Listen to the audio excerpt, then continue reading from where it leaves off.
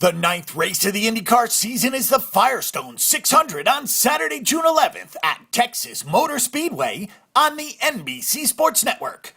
This race has been a good one for Helio Castroneves, who has won it 4 times, and Castroneves needs a win on Saturday night as he is in 3rd place in the IndyCar standings, 86 points behind Simon Pagenaud.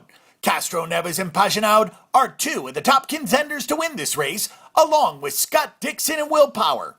This race takes place at Texas Motor Speedway, and for a while there was some great racing at the track. But in recent years, that has not been the case. It has turned into a 600-mile race with a lot of single-file racing and not much passing. That may not change this year either, although IndyCar did hold some testing earlier this year to address the problem. Tony Kanaan said, "I'm not sure you'll see a pack race anymore just because we went away from that, for the fact of how dangerous it is."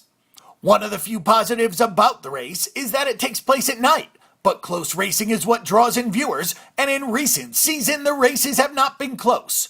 Will Power won this race 5 years ago in 2011, Justin Wilson won it in 2012, Helio Castroneves in 2013, Ed Carpenter won in 2014, while Scott Dixon won the race last year. The top contenders to win this week are Helio Castroneves, Simon Pagenaud, who won the pole in both races last week in Detroit, Scott Dixon, who currently sits in 2nd place in the standings, Joseph Newgarden, and Will Power, who won one of the Chevy Duel races in Detroit last weekend.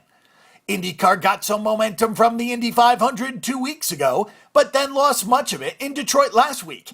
And it doesn't help that IndyCar is now moving to NBC Sports Network for its TV coverage in the second half of the season instead of on ABC.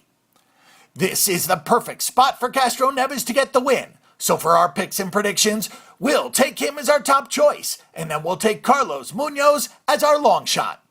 Click.